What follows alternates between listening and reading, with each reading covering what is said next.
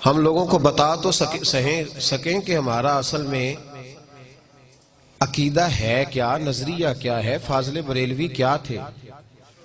اعلیٰ حضرت رحمت اللہ تعالیٰ علیہ کی شخصیت پر لوگ بلا وجہ گرد ڈالنے کی کوشش کرتے ہیں، لیکن اللہ بڑا مہربان ہے، وہ جس کو عزت عطا فرماتا ہے بے حساب ہی عطا فرماتا ہے، بے حساب شان عطا فرماتا ہے۔ صرف ہمارے اندر یہ غلطی ہے میرے جیسے لوگوں میں کہ ہم اتنی محنت نہیں کرتے اتنی گرد ڈالنے والے کرتے ہیں۔ اگر تھوڑی جد و جہد کی جائے تو چہرے بڑے صاف ہو کے لوگوں کے سامنے آ جائے۔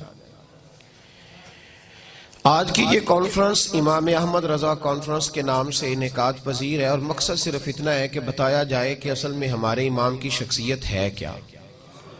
پہلے سب سے یہ بات سن لیں کہ شیخ الاسلام خواجہ قمر الدین سیالوی رحمۃ اللہ علیہ فرمایا کرتے تھے اعلیٰ حضرت کسی سلسلے کے پیشوا نہیں، صرف کسی سلسلے کے پیشوا نہیں، وہ تو اہل سنت کے امام ہیں۔ تو وہ اہل سنت کے امام ہیں تو انہیں اسی زاویہ نظر سے دیکھا جانا چاہیے جو ان کی حیثیت ہے، اور وہ مجدد ہیں اپنے وقت کے، انہوں نے تجدید کی ہے دین کی، تو ان کے تجدیدی کارناموں کو دیکھا جائے گا۔ عزیز بھائی،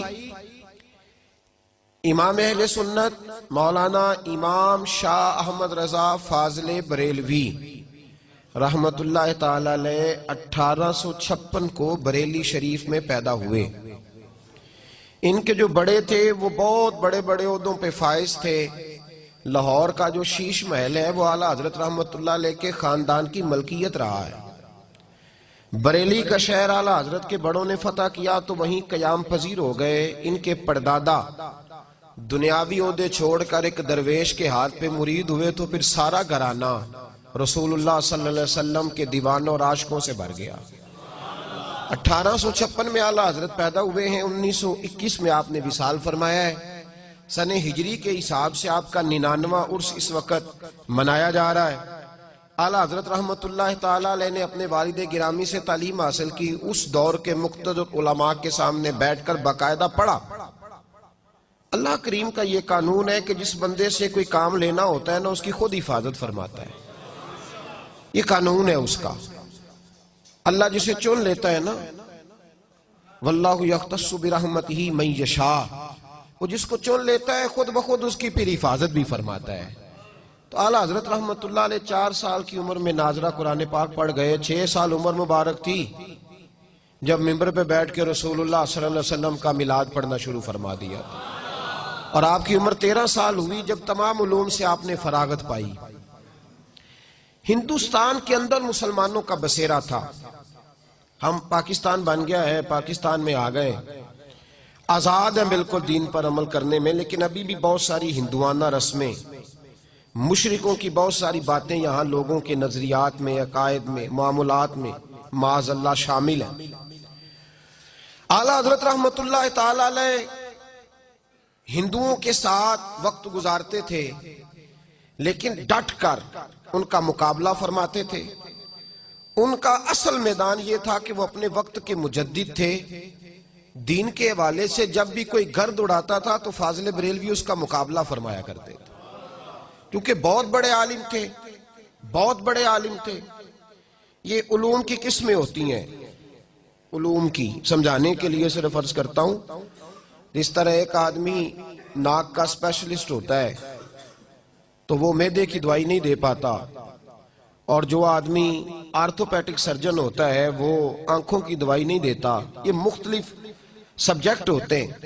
اعلیٰ حضرت رحمت اللہ تعالیٰ علیہ 70 سے زیادہ علوم جانتے تھے، 70 سے زیادہ علوم پر ماہر تھے، اور یہ حسن عقیدت نہیں، 30 کے قریب پی ایچ ڈی کے مقالے لکھے گئے، اور دنیا کی یونیورسٹیاں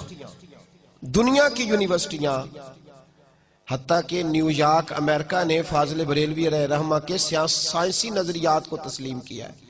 پچھلے سال ڈاکٹر عبدالقدیر خان کا مضمون روزنامہ جنگ میں چھپا تھا، پاکستان کے روزنامہ جنگ میں، آپ کے سب سے بڑے سائنسدان کا، اور ڈاکٹر عبدالقدیر خان اس نے لکھا تھا کہ میں اپنی زندگی میں جس عالم سے متاثر ہوں وہ امام احمد رضا فاضل بریلوی ہیں، اور اس نے کہا تھا وہ میری پیاس بجھاتے ہیں، میں جو علوم چاہتا تھا کہ مجھے قرآن و سنت کے ساتھ سائنسی علوم ملے، وہ جب میں نے فاضل بریلوی کو پڑھا ہے تو میرے وہ پیاس میری بجھ گئی ہے، مجھے ہر چیز وہاں سے میسر آ گئی ہے۔ اعلیٰ حضرت مقابلہ فرما، ہم لوگ نا مرعوب ہو جاتے ہیں، ہم پر روب چلتا ہے، ڈاکٹر کا بھی، انجینئر کا بھی۔ لوگ فٹافٹ کہتے ہیں جی سائنس کہتی ہے، ڈاکٹر کہتے ہیں۔ ایک تازہ فتنہ ہے، یہ کچھ ملنگوں نے، کچھ صوفیاء نے اور کچھ جاہل ادیب اور شعراء، وہ کہتے ہیں جی سارے اسی کو مانتے ہیں۔ ہمارا ایک سابقہ وزیر اعظم بھی چلا گیا ہندوؤں کی ہولی میں، اور بھی کئی لوگ جاتے ہیں، ان کے ساتھ اٹھتے بیٹھتے ہیں۔ فاضل بریلوی کا پڑوس تھا ہندوؤں کے ساتھ، تو کسی شخص نے کہا کہ ہندو ہولی کے موقع پر مٹھائی بانٹتے ہیں، ہم نے اپنے علماء سے یہ سنا ہے کہ کافر کا ذبیحہ حرام ہے، تو مٹھائی کے اندر تو کوئی ایسی چیز نہیں ہوتی جو جانور ذبح کر کے ڈالی جائے۔ میری بات کی سمجھ آ رہی ہے میرے بھائیوں؟ تو فاضل بریلوی سے سوال پوچھا کہ حضور ہولی کے موقع پر جو وہ مٹھائی بانٹتے ہیں، پرشاد دیتے ہیں، تو وہ لینی جائز ہے؟ اعلیٰ حضرت فرمانے لگے یہ ان کا مذہبی تہوار ہے، مسلمان ایک جداگانہ قوم ہے، یہ اپنے مذہبی تہوار منائیں گے، یہ 11ویں کا لنگر کھائیں گے، میلاد کا لنگر کھائیں گے، حلال چیز کھائیں گے، لیکن ہندوؤں کی ہولی کے موقع پر جو مٹھائی بانٹی جائے گی اس کے قریب بھی نہیں جائیں گے۔ بھئی جو مٹھائی گھر آ رہی ہے، جب اس سے منع فرما رہے ہیں، اور وہاں ہندوؤں کا غلبہ تھا، بریلی میں کثرت تھی، لیکن ڈٹ کر کے بات فرمایا کرتے۔ ایک ہندو آپ کے پڑوس میں رہتا تھا اور بڑا امیر کبیر تھا، تو اس نے کہا میں گائے نہیں ذبح کرنے دوں گا۔ آپ نے فرمایا کیوں نہیں تو ذبح کرنے دے گا؟ میرے رسول پاک نے جب پسند فرمائی ہے اور حضور نے اجازت دی ہے تو ہم تو ذبح کریں گے۔ اس نے کہا نہیں کرنے دوں گا، تو اعلیٰ حضرت نے ذبح فرمائی، رات کو خنجر لے کے مارنے کے لیے آ گیا۔ اعلیٰ حضرت کے مکان کی دیوار بھی گری ہوئی تھی، تو وہ خنجر لے کے سین میں لیٹے تھے، مارنے آ گیا، چیختا وہ واپس چلا گیا۔ صبح نماز پڑھ کے رضا مسجد کی سیڑھیاں اتر رہے تھے تو دوڑا ہوا آیا، قدموں میں گر گیا، اور میں کہا چل دوڑ جا۔ کہنے لگا میری سنو تو صحیح میرے ساتھ رات کیا ہوا۔ فرمانے لگے بس جا نا، تجھے کہا نا دوڑ جا، کہا سنو تو صحیح۔ اعلیٰ حضرت رحمت اللہ تعالی علیہ فرمانے لگے چل پھر بتا مسلمانوں کو کیا ہوا۔ کہنے لگا رات جب میں آپ پہ حملہ کرنے آیا ہوں تو شیر آپ کے گرد پہرا دے رہا تھا۔ اعلیٰ حضرت فاضل بریلوی فرمانے لگے جس رب رسول عز و جل صلی اللہ تعالی علیہ وسلم کے نام پر میں یہاں پہرا دیے بیٹھا ہوں، اور جن کے دین کی میں تبلیغ اور پرچار کر رہا ہوں، تیرا کا خیال تھا وہ مجھے لوارث چھوڑ دیں گے، وہ میری حفاظت ہی نہیں کریں گے؟ اعلیٰ حضرت نے ڈٹ کر ہم لوگ بڑی جلدی، اب ایک ڈاکٹروں نے نئی بات شروع کی ہے، وہ کہتے ہیں کزن میرج نہ کرو۔ کوئی بچہ بیمار ہو جاتا ہے نا، 2 4 5 سال کا بچہ ہے، ڈاکٹر کے پاس لے گئے، اس نے کہا جی بچے کے دل میں سوراخ ہے، تو ڈاکٹر سوال پوچھتے ہیں کہ کزن میرج تو نہیں؟ اس سے کیا ہوتا ہے جی؟ کہتے ہیں اس سے بیماریاں پیدا ہوتی ہیں۔ سنیے نا آپ نے یہ بات۔ اچھا ہمارے لوگ منع ہی نہیں کرتے ڈاکٹر کو، اس کو سمجھاتے ہی نہیں۔ ہم 2 منٹ کے لیے یہ لفظ بولنے کو تیار نہیں کہ یار تو کیسی بات کر رہا ہے۔ نبی پاک صلی اللہ تعالی علیہ وآلہ وسلم نے حضرت فاطمہ الزہرا کی شادی مولا علی شیر خدا کے ساتھ فرمائی ہے، آپ کے چچا کے بیٹے۔ اور علماء سے آپ پوچھئے، حضرت ام ہانی رضی اللہ تعالی عنہ جو جناب علی کی بہن ہے، نبی پاک صلی اللہ علیہ وسلم کی چچا زاد ہے، حضور نے انہیں پیغام نکاح دیا تھا۔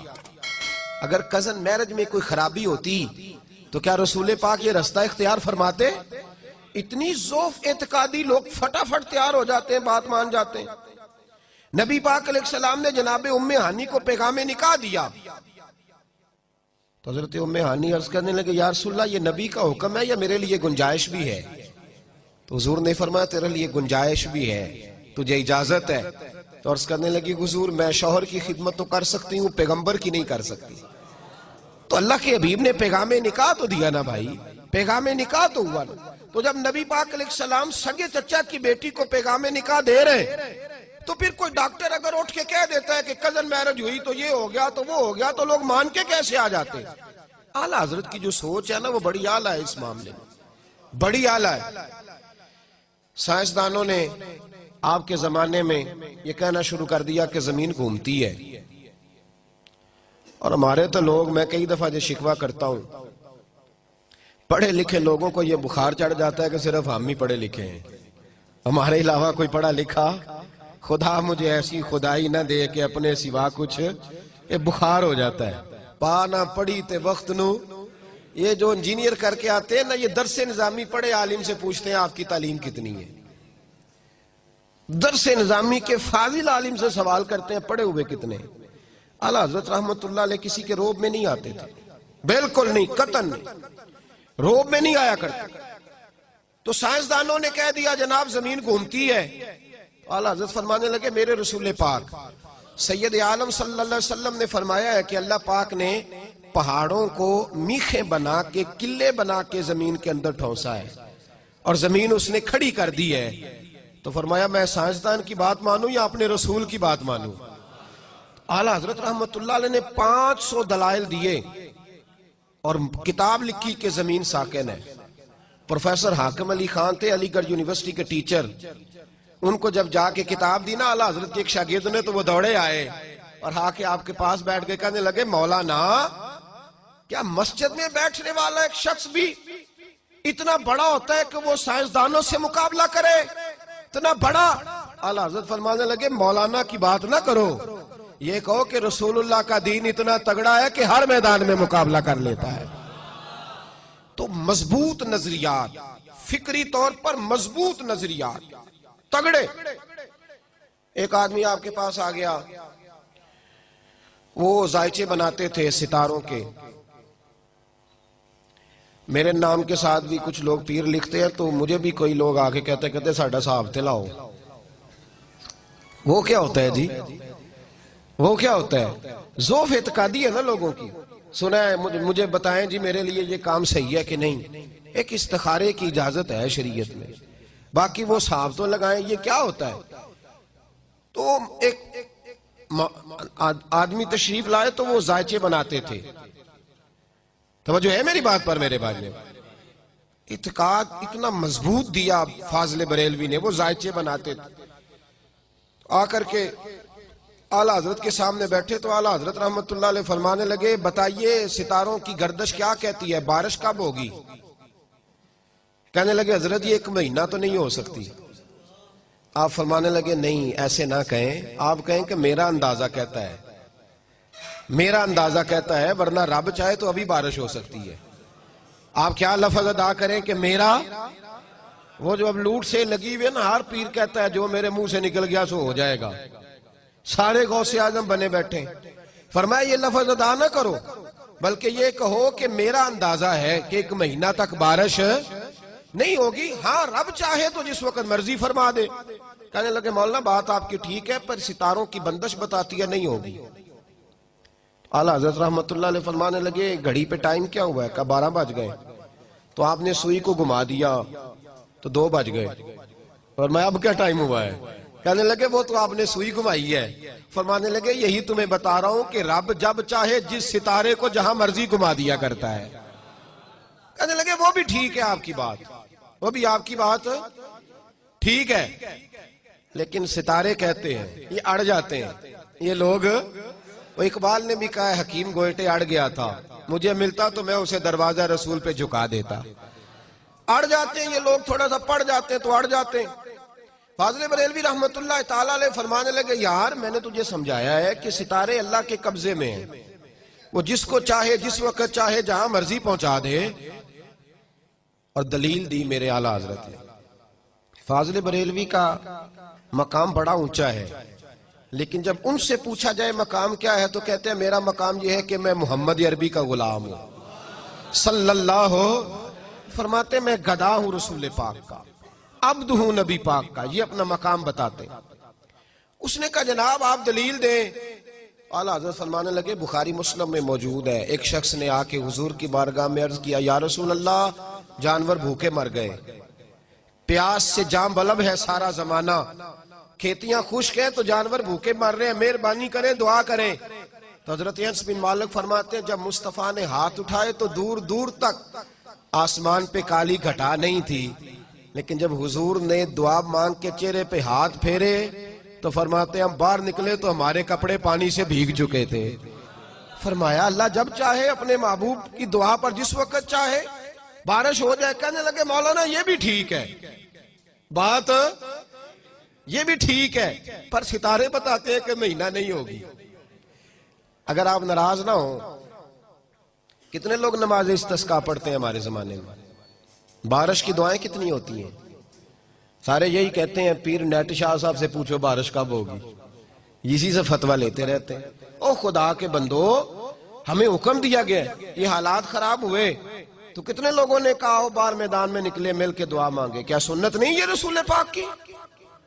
کھو گئے ہم سب لوگ, کھو گئے. بس پوچھیں گے موسمیات والوں سے کب ہوگی اور جو وہ کہہ دیں گے وہ ہمارے لیے ٹھیک ہے, ختم بات. بھائی اعلیٰ حضرت رحمت اللہ تعالی علیہ ہمیں مضبوط نظریات دے کے گئے, سارے بزرگ ہمیں مضبوط نظریات دے گئے. اعلیٰ حضرت رحمت اللہ علیہ کہنے لگے میں آپ کو بتا رہا ہوں کہ رب جب چاہے جو چاہے کر دیتا ہے. کہنے لگے جی میں مانتا ہوں لیکن جس طرح کہا جائے نا کہ سچ کی کمائی کرو تو کہنے بندے گل تو ٹھیک ہے پر جھوٹ تو بغیر کام نہیں چلتا. بھائی جب بات ٹھیک ہے تو کیوں نہیں چلتا؟ جب کہا جائے کہ صداقت کے ساتھ چلو کہتے وہ ٹھیک ہے لیکن کہا بھائی ٹھیک ہے تو پھر تو ماننا, پھر تو اڑ کیوں گیا ہے؟ اعلیٰ حضرت رحمت اللہ علیہ فرمانے لگے تو پھر ستاروں پہ آ گیا ہے, میں تجھے قدرت الہی پہ لے جا رہا ہوں. اس نے کہا جی ستارے تو بس پھر فاضل بریلوی بڑے مقبول تھے نا رب رسول کی بارگاہ میں. جب وہ 5ویں 6ٹی دفعہ بھی نہ مانا تو فرمانے لگے اچھا جاؤ پھر اٹھ کے گھر, مان ہی جاؤ گے جاؤ. وہ شخص کہتا ہے میں اٹھ کے ان کے کمرے سے جب باہر نکلا دروازہ کھولا تو باہر بارش برس رہی تھی, بارش برس رہی تھی جب میں باہر نکلا تو.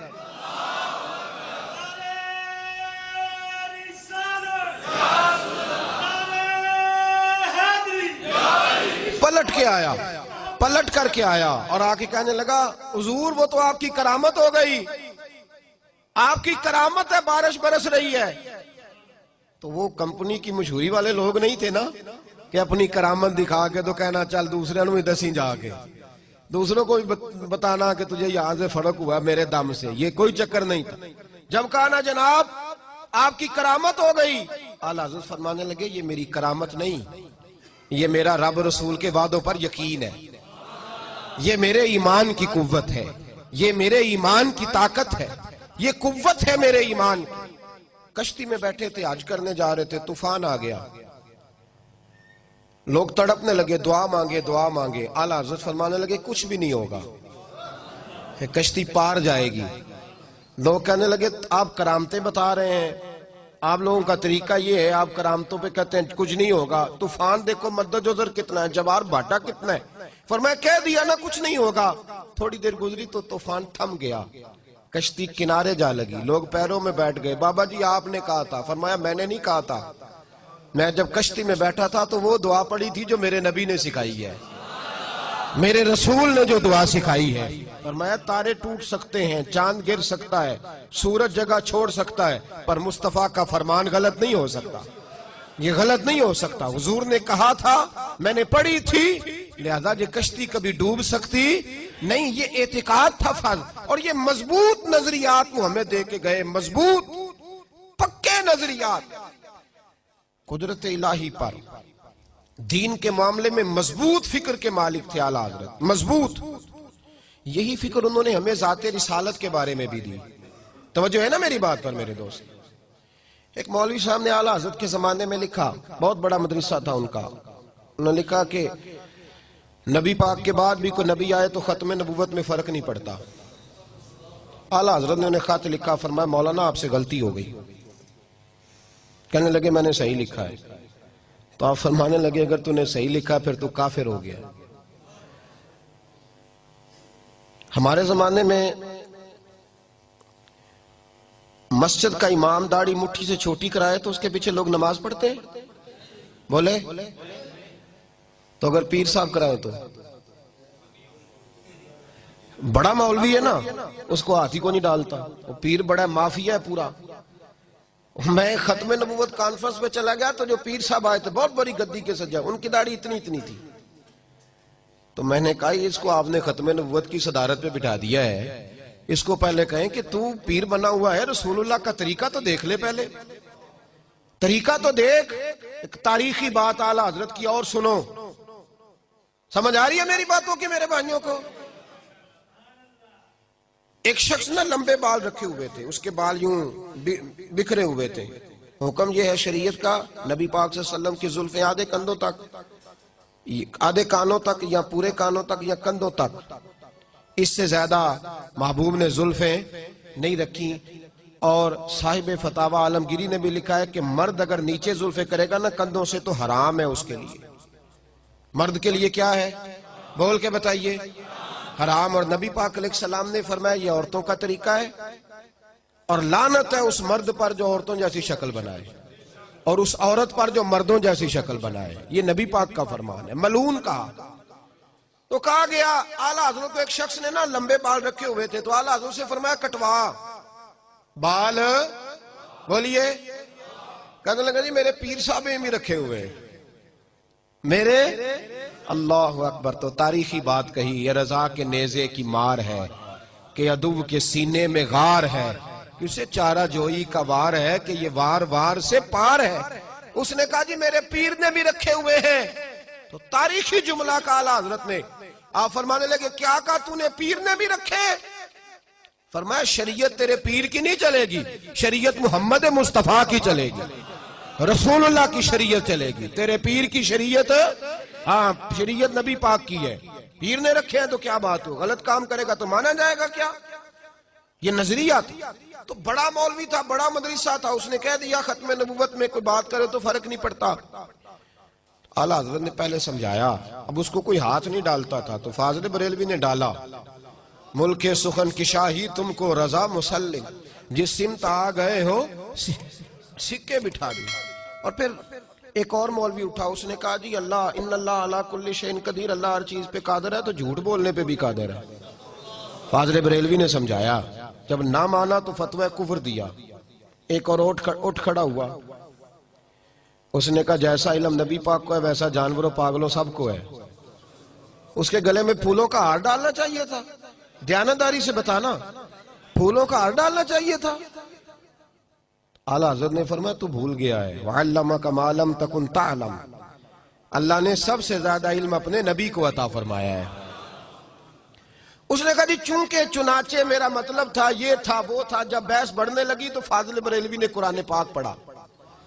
فرمایا کیا کہا تم نے؟ یہ مطلب تھا وہ مطلب تھا، تم نے قرآن نہیں پڑھا؟ یا ایھا الذین آمنوا لا تقولوا رعینا وقولوا انظرنا، اللہ فرماتے ہیں میرے محبوب کے بارے میں وہ لفظ بھی نہ بولو جس لفظ کے دو معنی نکلتے ہو، ایک ادب والا ایک بے ادبی والا۔ فرمایا تمہیں پتہ نہیں یہ بارگاہ کون سی ہے؟ تم نے وہ جملہ بولا کیوں جس کا کوئی پہلو بے ادبی والا نکلے، لیکن وہ باز نہیں آیا۔ پھر اعلیٰ حضرت نے فرمایا کافر ہو گیا ہے۔ کہنا چاہیے تھا کہ نہیں کہنا چاہیے تھا؟ لوگ کہنے حلوے تے لڑائی ہوئی سی۔ عجیب چکر ہے بھائی، وہ تو مربوں کے مالک لوگ تھے۔ اعلیٰ حضرت کی زمین جو تھی وہ سینکڑوں ایکڑ تھی، وہاں تو میں رہا ہوں بریلی شریف، میں نے دیکھا ہے ہزاروں لوگ تو شام کو روز لنگر کھاتے ہیں ان کے دروازے سے۔ انہوں نے حلوے سے لڑنا تھا، تو غیرت مند تھے رسول اللہ کے نام پر۔ انہوں نے کہا میں تمہیں یہ بات کہنے کی اجازت ہے؟ ایک چوتھا مولوی اٹھا تو اس نے کہا نماز میں گدے بیل کا خیال آئے تو نماز نہیں ٹوٹتی، اور حضور کا آ جائے تو ٹوٹ جاتی ہے۔ اور بڑی لاجک ہے اس نے بڑا فلسفہ دیا ہے۔ آپ تو خوش عقیدہ لوگ ہیں نا تو استغفر اللہ کہہ رہے ہیں، اس نے فلسفہ دیا ہے۔ توجہ ہے میری بات پر میرے بھائیوں؟ اور یہ کتابوں میں باتیں آج بھی لکھی ہوئی ہیں، اسی طریقے سے آپ کو مل جائیں گی۔ میں ایک پہلو صرف، چونکہ میں نے نظریات چھیڑ دی ہیں اعلیٰ حضرت کے، تو میں ایک پہلو صرف بیان کر رہا ہوں۔ اس پہلو کو چھیڑنا بڑا اہم ہے اس دور میں۔ تو اس نے لاجک پیش کی، کہنے لگا کہ نماز میں گدے بیل کا خیال آئے گا تو عزت کے ساتھ نہیں آئے گا۔ گدہ کوئی عزت والی شے نہیں، بیل کوئی بدہر عزت والی شے۔ تو نبی پاک علیہ السلام کا جب خیال آئے گا نا تو وہ عزت کے ساتھ آئے گا۔ تو نماز میں اگر غیر خدا کی عزت کرو گے تو نماز ٹوٹ جائے گی۔ کیسا فلسفہ ہے نا فلسفہ؟ اور اس پہ بڑے سارے لوگ اس نے لگائے جو آج بھی لگے ہوئے ہیں. یہ لاجک دی اس نے. اور بہت سارے عقل مند ہوتے ہیں جو بس بیچارے الجھ جاتے ہیں. میری بات کی سمجھ آئی میرے بھائیوں؟ تھوڑا سا مضمون میں نے مشکل چھیڑا ہے لیکن یہ ضروری بڑا ہے. اللہ کرے میری قوم اس مضمون کو سمجھ جائے. آمین تو کہنا سارے.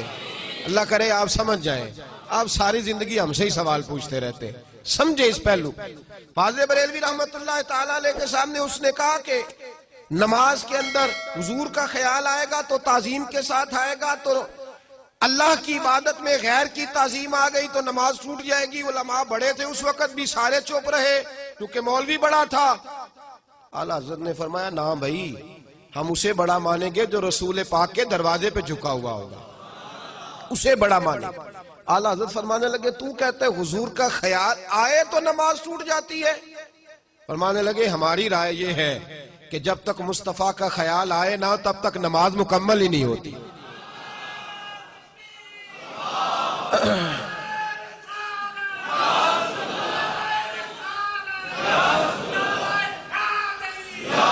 میں تو اتنے نعروں کے حق میں نہیں ہوں, لیکن جو آدمی نعرہ لگا رہا تھا اس کے اندر جذبہ بہت زیادہ تھا. آپ نے شاید دیکھا ہے کہ نہیں دیکھا, باقی آپ سب کو ٹھنڈ لگ رہی تھی یہ بھی میں نے دیکھا ہے میرے سمیت. تو آپ جذبے جو ہوتے ہیں نا, جذبے وہ قابل قبول ہوتے ہیں. میں تو اتنا قائل ہی نہیں نعرے کا, لیکن بہرحال لگانے والے نے بتایا ہے کہ میں جذبے سے لگا رہا ہوں, اور اس طرح لگ جائے تو پھر بڑی بات ہو جاتی ہے. بہرحال اعلیٰ حضرت رحمت اللہ علیہ نے فرمایا کہ ہماری نماز اتنی دیر تک ہوتی نہیں جب تک رسول پاک کا خیال, اور دلیل دی میرے امام نے. ایسے ہی بات نہیں کی, دلیل دی. فرمایا اٹھاؤ نا سیاستہ. صحابہ کہتے ہیں ہم پہلی صف میں نماز پڑھتے تھے. کیوں بھئی؟ حضرت بلال سے پوچھا گیا کیوں پہلی صف میں پڑھتے تھے؟ تو آپ فرمانے لگے اس لیے کہ نماز بھی ہوتی رہتی تھی, چوری چوری رسول اللہ کی دید بھی ہوتی رہتی, اس لیے ہم نماز پڑھتے تھے. ادائے دید, اقبال کہنے لگے ادائے دید سراپا نیاز تھی تیری, اور کسی کو دیکھتے رہنا نماز تھی تیری.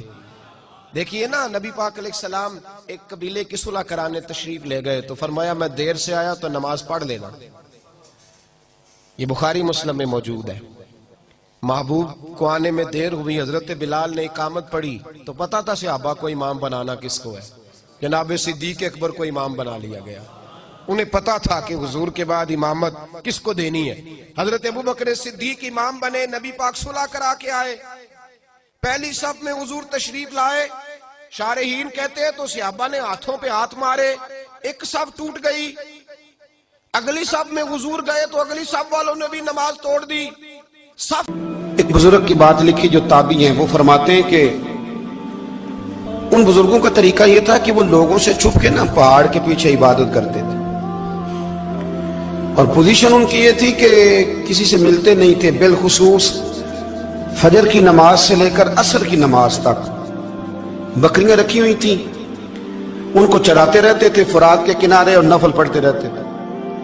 اس وقت کو ملنے بھی نہیں آتا تھا. ایک شخص بڑی دور سے ان کی شہرت سن کے آیا, میں نے تو ملنا ہے. لوگوں نے کہا وہ اس وقت نہیں ملتے, ناراض ہوتے ہیں. اس نے کہا اللہ کا بندہ ہے نا, ناراض ہو بھی جائے گا تو لمبا ناراض رہے گا نہیں, اللہ والے جلدی راضی ہو جاتے ہیں. پہنچ گئے.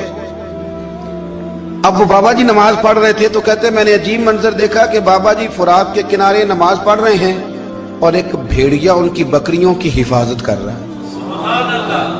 کہتے میں حیران رہ گیا کہ بھیڑیا تو بکریاں کھایا کرتا ہے اور یہاں چرا رہا ہے. کہتے میں جب گیا تو بابا جی نوافل میں مشغول تھے, مجھے دیکھ کے کہنے لگے اس وقت کیوں آئے؟ میں نے کہا حضور اگر آئے گیا ہوں تو پھر مہربانی کرے قبول فرما لیں. میں بیٹھ گیا تو میں نے کہا حضور یہ بھیڑیا بکریاں چرا رہا ہے, بھیڑیا اور بکریے کی صلح کب سے ہو گئی؟ تو فرماتے ہیں لمبی تقریر نہیں, ہلکا سا جملہ. فرمانے لگے جب سے بکریوں کے مالک نے رب سے صلح کر لی ہے نا, تب سے بھیڑیوں نے بھی بکریوں سے صلح کر لی ہے.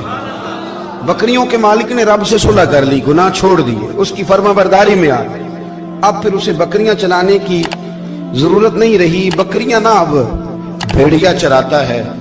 کہتے ہیں میرے اوپر کپ کپی طاری ہو گئی بزرگوں کی بات سن کے, اور مجھے پیاس لگی اور خواہش آئی کہ پتہ نہیں اب بابا جی کچھ کھلائیں پلائیں گے بھی کہ نہیں, بابا جی کچھ کھلائیں گے بھی کہ نہیں. کہتے میرے دل میں خیال تھا تو بزرگوں نے نا ایک لکڑی کا پیالہ, ان کے پاس وہ غار میں بیٹھے تھے تو ایک چھوٹا سا پتھر تھا, اس کی ڈھلان بنی ہوئی, बाबा जी ने उसके नीचे लकड़ी का प्याला रखा, वो रखा ही था तो वो दूध से भर गया। कहते उन्होंने मुझे दिया तो ठंडा और मीठा दूध, मेरी तबीयत खुश हो गई। बाबा जी ने दोबारा वही प्याला उसी जगह रखा तो शहद से भर गया। 1000 साल पहले दाता साहब लिख रहे हैं, कहते मुझे दिया। मैंने फौरन कहा, मैंने कहा हुजूर ये दूध तो गाय भैंस देती है, पहाड़ों से तो नहीं निकला करता, और शहद तो शहद की मक्खियां देती हैं, पत्थरों से तो नहीं निकलता, ये आप कहां से निकाल रहे हैं? तो कहते हैं वो कुरान मजीद पढ़ने लगे। वज़िस्तस्क़ा मूसा लिक़ौमिही, जब मूसा की कौम ने उनसे पानी मांगा, फरमाने लगे मूसा की नाफरमान कौम पानी मांगे, हजरत मूसा पत्थर पे डंडा मारे तो अल्लाह वहां से 12 चश्मे जारी कर दे। जो रब हजरत मूसा की नाफरमान कौम के लिए पत्थर और पहाड़ों से चश्मे निकाल देता है ना, वो मोहम्मद अरबी के गुलामों के लिए पत्थर और पहाड़ों से दूध और शहद भी निकाल दिया करता है। वो बुजुर्ग कहने लगे बस बात ये है कि आज भी हो अगर इब्राहिम का ईमान पैदा तो आग कर सकती है अंदाजे गुलिस्तां पैदा। कहने लगा हुजूर फिर मेरे लिए भी दुआ करें। आप फरमाने लगे फिर दुआ ना करा तो मदीने वाले की गुलामी शुरू कर, तो नबी करीम की गुलामी शुरू कर, तो रसूल पाक की गुलामी शुरू कर। एक बात इल्म, फिर फरमाया अल्लाह रसूल से मोहब्बत, फिर फरमाया हुजूर की गुलामी।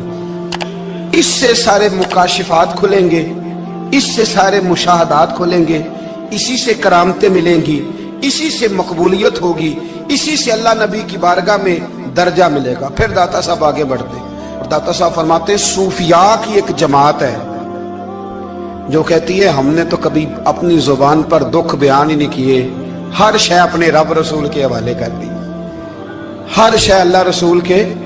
और दाता साहब कहते हैं कुछ ऐसे भी हैं जो दुआ भी नहीं मांगते, लोगों के लिए मांगते हैं, अपने लिए नहीं मांगते। आप दुआ क्यों नहीं मांगते? तो कहते हैं अल्लाह को तो पता ही है हमें क्या चाहिए, उसे तो पता ही है। एक बुजुर्ग की बात लिखी है दाता साहब ने, मेरी जमात में ना मिजाज है करामतों का, मुझे वो सारी बातें भी आती हैं कि एक बंदा कराची से आया, दाता साहब हाजिरी दी तो उसकी लॉटरी निकल आई, ये भी मुझे आती है, लिखी पढ़ी है मैंने, किताबों में है ये भी।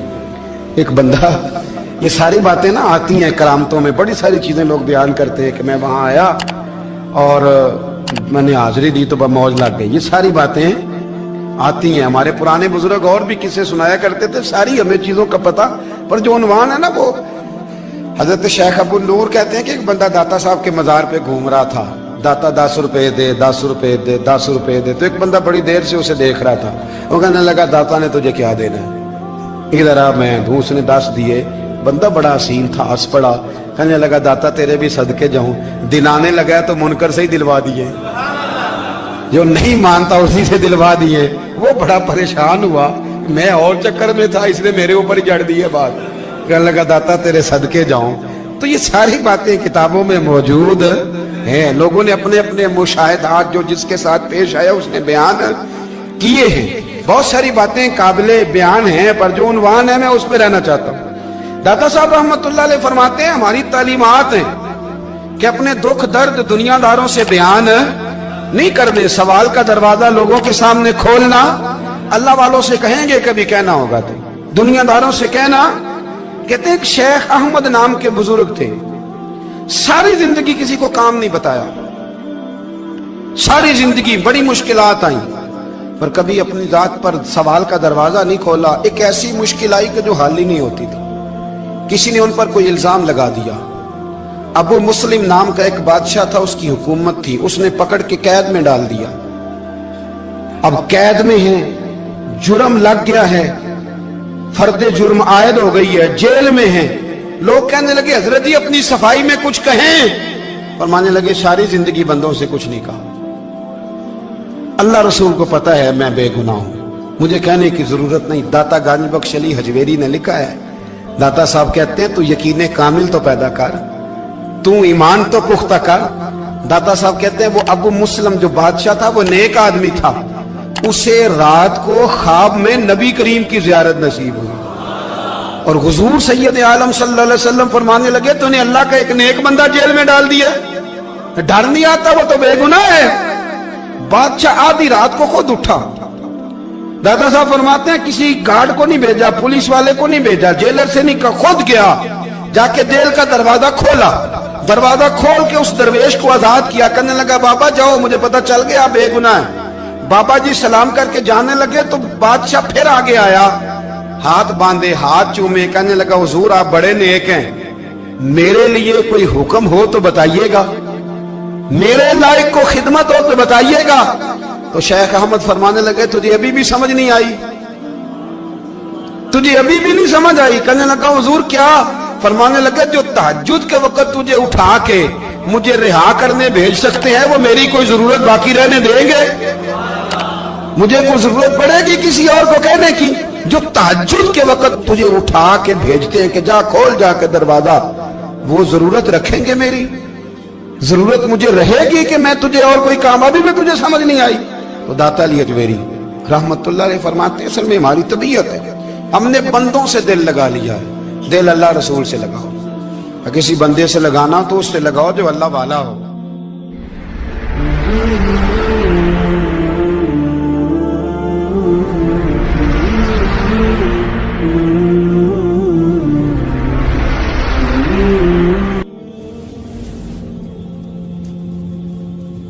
ये वाला रंग तेरे अंदर कोई नहीं।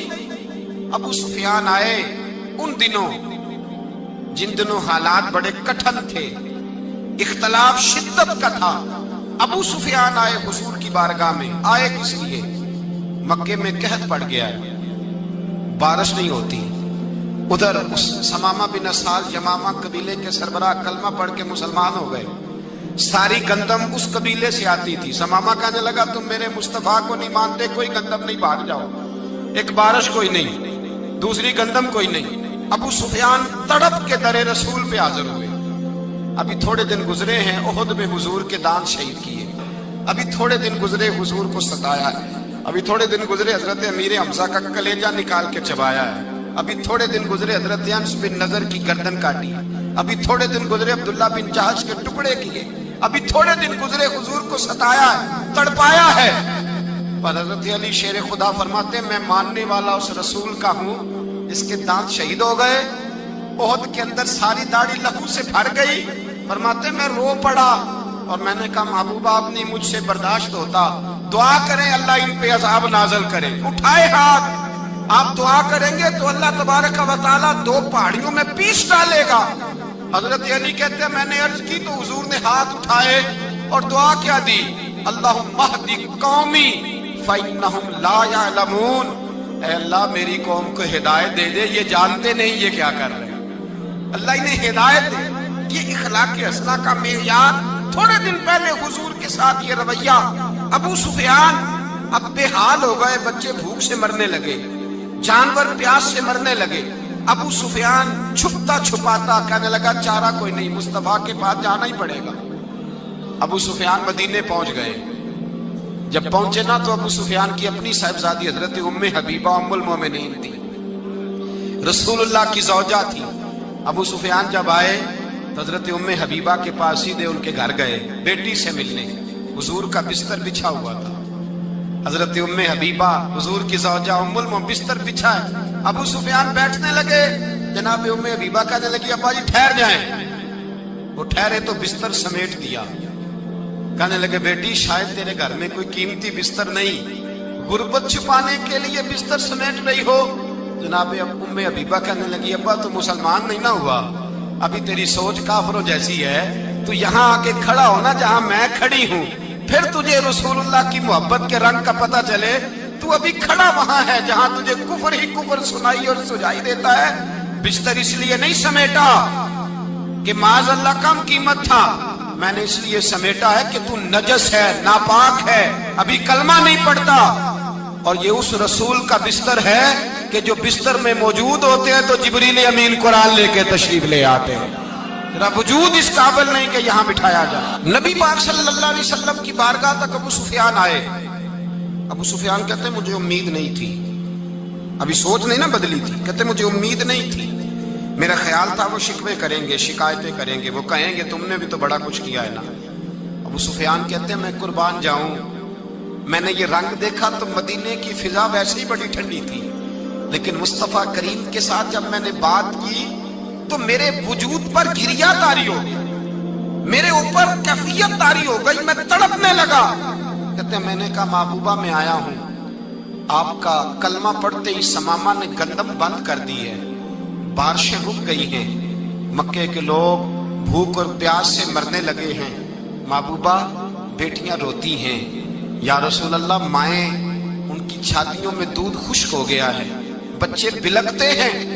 ابو سفیان کہتے ہیں میں دشمن تھا، سارے مکے کے لوگ دشمنی کرتے تھے، لیکن جب میں نے یہ لفظ کہے نا، اچانک میری نظر اٹھی تو مصطفیٰ کریم کی تو آنکھیں آنسو برسا رہی۔ کہتے میری بات بھی مکمل نہ ہوئی، حضور نے پہلے رکا منگوایا سمامہ کے نام، فرمایا پہلے تو انہیں غلہ اپنی مرضی سے دیتا تھا، اب تیرے نبی کا حکم ہے کہ پہلے سے بڑھ کر تو انہیں غلہ دینا ہے۔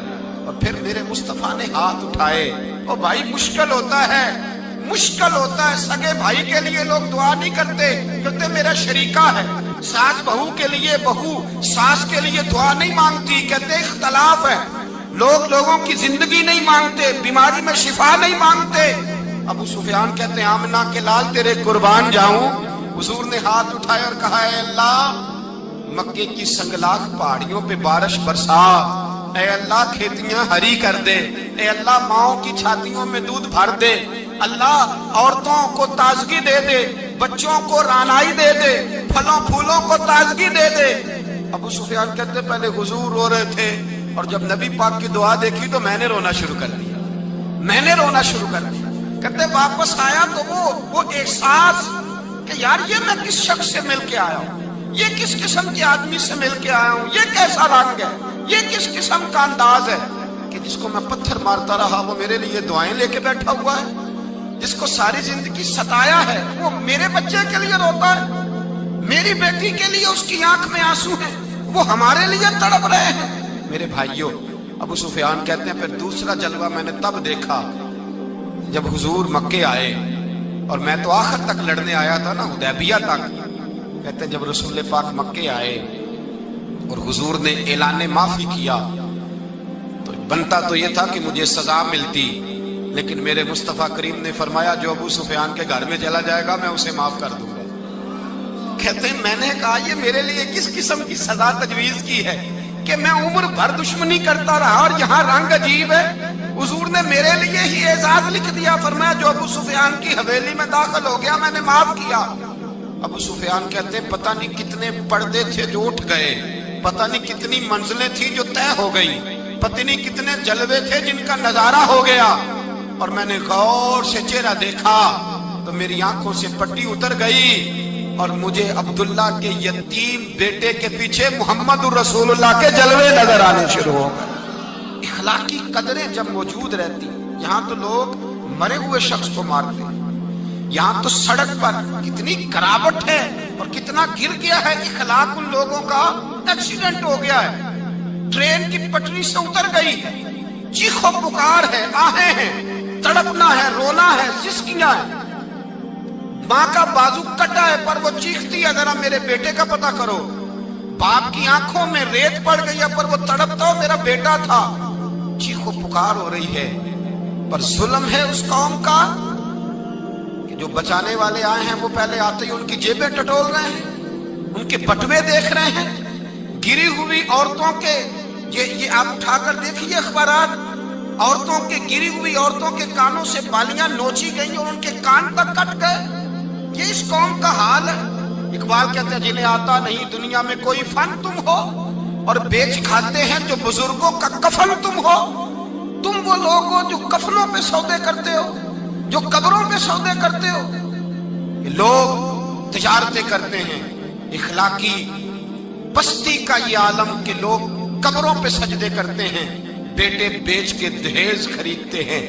غریب کی بیٹی روز تڑپتی ہے، روتی ہے، روز سسکیاں لیتی ہے کہ کہاں سے وہ دروازہ کھلے گا جب میں بھی جب سہاگن ہوں گی، جب میرا باپ بھی عزت کے ساتھ مجھے رخصت کرے گا۔ اور غریب آدمی بیٹی کی شادی کے بعد اتنا دکھی رہتا ہے، وہ بھی کم ہی لوگ جانتے ہیں، وہ بھی وہی لوگ جانتے ہیں جو اس منظر سے گزرتے ہیں۔ ہمارا اخلاقی معاملہ اس قدر زیادہ تباہی کا شکار ہے۔ میرے مصطفیٰ کریم سید عالم نور مجسم صلی اللہ علیہ وسلم جذبات کا خیال رکھتے، احساسات کا خیال رکھتے، تصورات کا۔